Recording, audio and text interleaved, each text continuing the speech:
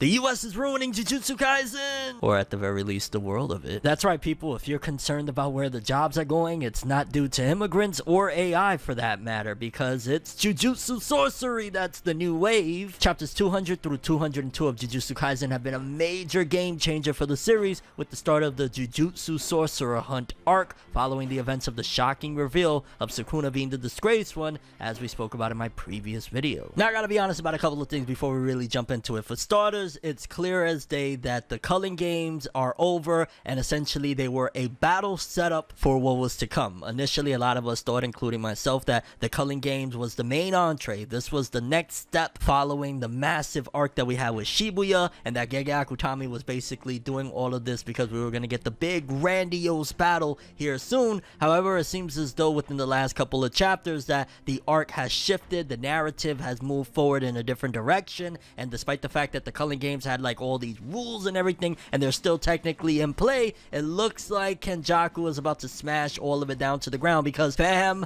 the Troll King himself, yes, the new Troll King at that, has come and shaken everything up between all of his meetings with political parties, and yeah, him basically coming to take Choso's head. Let's really talk about it, because in the beginning of chapter 200, we got Yuji, of course, trying to relay the message to Megumi regarding Sukuna being the Disgraced one, which off rip, that was one of the big things that kind of shifted a lot of the narrative as well once we started diving back into the lore of the grand scheme of things. Again, it felt like with the Culling games, it was basically narrowing down to what was happening in this arc, and like I said, essentially setting things up for where the story was going to go. So you would have these contained elements of like, hey, here's a new character that we got introduced in the story, hey, here's Higurumo, there's like all of these new characters that were introduced. But once you start diving back into the lore of everything that's been set forth before this arc, again like Sukuna, that's where things really start to take up. Also, something interesting to note is that Megumi believes that the angel has the ability to kill Sukuna without hope of return, which was very smart of Sukuna if that's the case, for him to come out and basically warn in a weird way Yuji, even though he never does it like I'm worried or anything like that. Pretty much,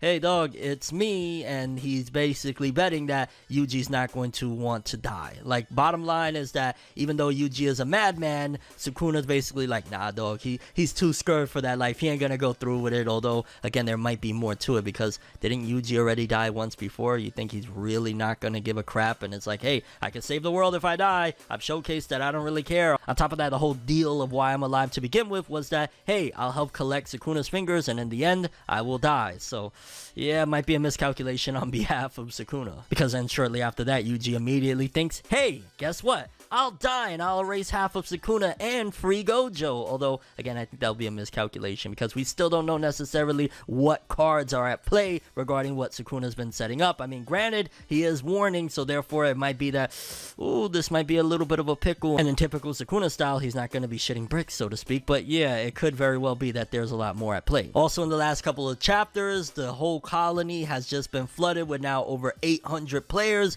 and it's starting to look like, okay, initially this was going to be all within the Culling games, but this is more looking like it's being set up for lambs to the slaughter, so to speak. This is going to be the Culling games massacre as a whole, because once we got introduced to the whole idea that, yo dog, Kenjaku is sitting there politicking with major politicians from the US, wow, we're really going in a whole new dangerous direction, so to speak. Because essentially he was breaking down cursed spirits and cursed energy to a group of politicians. He even gives them glasses like Maki so that they could essentially see curses, because that's one of the big things, right? Like, you want them to believe. To see is to believe. And it was kind of funny initially. They were like, yo dog, this VR is kind of crazy, until he's like, no, there's more to it. Because we have Cyrus Vale, the Secretary for U.S. Office of Energy and Environment, and that's where it felt like Jujutsu Kaisen was taking a very sharp turn, because really diving into like a more political aspect is something that Jujutsu Kaisen, while it's done it sure over at its own home and with the school and whatnot, to really start diving into like, again, presidents and stuff like that was a little bit out of the box for Jujutsu Kaisen, and I ain't mad at it at all, because again, it raised the stakes of like, this isn't only a Japanese problem anymore, this isn't only something to do with Japan, now you got outside forces incoming. Also, it was kind of crazy, and I felt like maybe Gege was stretching for a little bit of a hint of him showing them a movie of Shibuya. Dog, if they are actually hinting that Shibuya is going to be like a 3-part movie series or something, oh my god, yes, please. Also, it was one wild thing when they're basically explaining to the president that somebody like Gojo can power a city, essentially that he's like a human battery, and dog, let's keep it real. Like, yo, that's not gonna happen. Like, if that is Gojo's fate, like, he's going to go from being sealed in a freaking box to turning into a freaking battery pack. It's like, is he Duracell Gojo? Like, what is this? Also, diving further into the whole political aspect, it was kind of eerie when Gege had them say, come November, Tokyo will cease to function. Like, dog, we're really going into this whole election shit. Like, I wonder what the actual name of this arc is right now. Is it still technically Culling Games? Is it the Jujutsu Sorcery Hunt? Or is it the political massacre of the Culling Games? Like, what's happening here? And this is where it really got even more dark than just a typical, like, yo, we're fighting cursed spirits, you know, everything that Jujutsu Kaisen stands for or whatnot, when basically they're asking the president to use his authority to abduct Japanese citizens as research subjects, because that could pretty much spark a freaking war. And on top of that, that's just like very eerie, and oh my god, all around, Gege Akutami has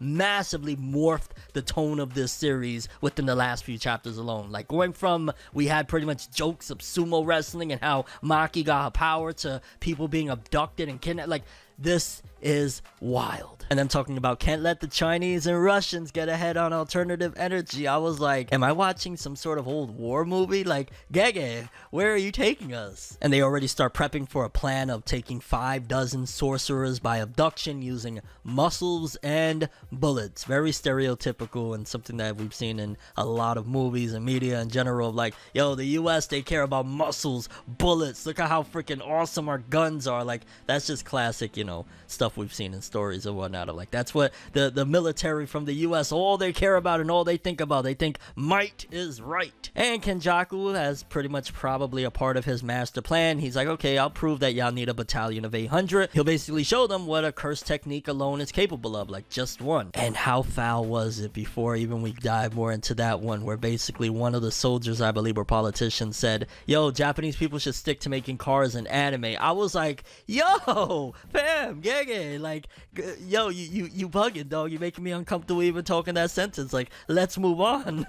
And eventually they become believers, because outside they see Kenjaku's curse essentially demolish a batch of special forces. And it's like, yeah, okay, now let's talk some hunting sorcerers, shall we? Because pretty much, yo, dog, if one curse, if just his alone was able to take out some of these top-notch soldiers, imagine what having, again, a bunch of them, a batch of, you know, 5 so to speak. It would be madness. And off rip, those 2 chapters alone, 200 and 201, really switched up and changed the game of Jujutsu Kaisen as a whole. Like, we just went from, it was kind of maybe somewhat of an extension of Shibuya, but more so like classic shonen at the same time, of like 1v1s from the Yuji fights, the Megumi fights, and then even all the stuff that was going down with Maki. It's like we went more shonen battle action oriented to now we're just going into one big war movie epic with abductions and crossing over into making average people that aren't Jujutsu sorcerers. And we know that Jujutsu sorcery in general has been like a hush-hush thing. Now it's becoming a little bit more commonly known, at the very least, by political parties from the US. And on top of it all, Kenjaku is basically shopping this thing around. It's like a demo, like he's an artist, like, yo, Lil Kenjaku, Lil Ghetto, like. But with the latest chapter 202, we get the conversation between Tengen and Yuki, and we find out quite a bit. For starters, Tengen would technically be a she, and I never would have guessed that in a million years, because Tengen looks like an overgrown and very old thumb. But even bigger than that was apparently Yuki was initially a candidate for Star Plasma Vessel, just like Rico, but it never went through. And it looks like Tengen is very worried about just the being that they are themselves. At one point they even say that basically if they evolved, they would destroy humanity, or they could destroy humanity, which is a very big testament as to why everything that he set forth here with having Yuki and Choso guarding him while everything else is going on makes sense. Like, dog, Tengen is just basically like an atomic bomb that at some given point, if used in the wrong way, could really do damage within the 100 million mark, which is, again, mind-boggling to even think of, like basically disrupting reality. And it was with this chapter that I realized, wow, like we're starting to get to a point with this manga that the main villain, the main antagonist of the story, Kenjaku, is really driving the plot very heavily, basically conversing with these political parties to start abducting and capturing Jujutsu sorcerers, to now him bussing in on Tengen's party, or, well, at the very least, he got to get through the bodyguard first, because Kenjaku busts into where Choso's guarding Tengen, and pretty much he's like, hey bitches, what's going on? And it was right here at this moment that I knew, oh, okay, so Culling Games really was one big battle setup for what was to come. It wasn't the actual main dish, it wasn't the entree, because Kenjaku basically says, well, Culling Game has served its purpose. And a part of me wonders, like, was it that there was maybe some bad reception from the audience as to what led to the Culling Game basically serving its purpose and essentially somewhat coming to an end? Because there was a lot of setup and rules and stuff like that, and if the Culling Game is basically cut here and now, like it's just straight up a fight for survival from being abducted by the US and dealing with whatever Kenjaku is about to do, then it kind of feels like, man, that was a lot of exposition that basically is going to end up going nowhere. I gotta imagine that there's still going to be certain elements of the game intact, and technically if things go down within the colonies or whatnot, then it might not exactly be over, because you still would have to abide by the rules of the Culling Games.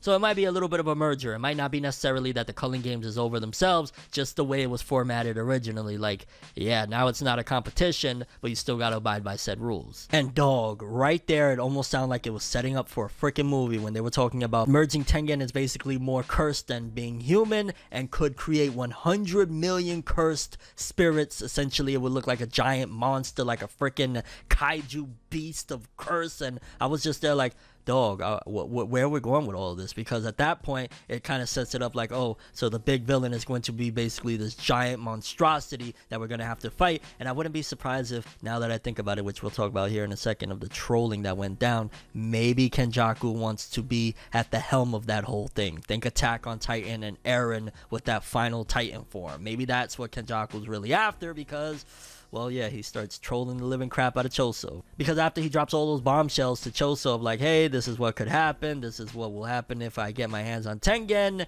he's like, yo, what's your goal, dog? Choso's basically questioning like, okay, you want to cause all this chaos, but what's in it for you in particular? And Kenjaku says, it just sounds like fun, bro. I'm just trying to have a little bit of a giggle, my lord. And right there, I was just like, oh, Kenjaku just went up in my books as being an absolute troll master. Granted, I hope that there's a little bit more to it than that. I'm hoping that it's not just one big kid having fun. I'd like to imagine that there definitely wouldn't be any way that that would be his ultimate plan of like, hey, I just want to have a little bit of a laugh, considering the fact that, dog, you've been around this entire time. You've been around a long time hopping bodies, and was all of this just a game to you? Like, you're just having fun? Like, at that point, I'm almost questioning, is that a bad goal for a villain? Definitely let me know what you think about that one. Like, if that's his ultimate purpose and goal is just to have fun by doing all these terrible chaotic things, does that mean that his goals suck? Because even at another point he basically says, if it comes out with a funny face, wouldn't that be hilarious? And he starts laughing, and part of me felt like, yo, dog, is he taking shots at One Piece with the whole he laughed and basically the One Piece possibly being just like a funny face? Like, I was like, Gege, relax, fam, relax. Basically, you doing that right now, as poppin' as Jujutsu Kaisen is, as amazing as the series is, it's kind of like Carrie Hilson going up against Beyonce, dog. Chill the fuck out. But overall, the manga has yet again made just massive strides into creating absolute greatness, because yeah, it did to a certain degree feel like Jujutsu Kaisen was going in an awkward direction of just battle after battle, and while some of the battles were very intricate, they weren't necessarily boring battles. It ultimately felt like Jujutsu Kaisen, seemingly its strong point is definitely within the terms of the narrative and the story and the characters. While they're epic, and Maki, I'm still gonna stand her to the 10th power, ultimately it doesn't seem like when they're in battle per se that the manga shines at its brightest. It's definitely within the plot twist, and right now Kenjaku is completely driving the story to where it's going, and it's freaking greatness. Definitely let me know what you guys think about this whole thing though. For starters, do you think that it's truly Kenjaku's goal just to have a cheeky giggle, mate? Also, what do you think about Tengen merging? Do you think that that's actually going to come to fruition and create like 100 million cursed spirits? Your thoughts on the involvement and roles of the US in this whole situation and their abducting of Japanese citizens, and your overall thoughts and expectations for Jujutsu Kaisen with chapter 203 and beyond. This is sounding like absolute greatness, and I'm loving it, lads. That's all I have for this one. I'm ForneverWorld, and as always, people, have an awesome day. Subscribe and hit that bell to get more.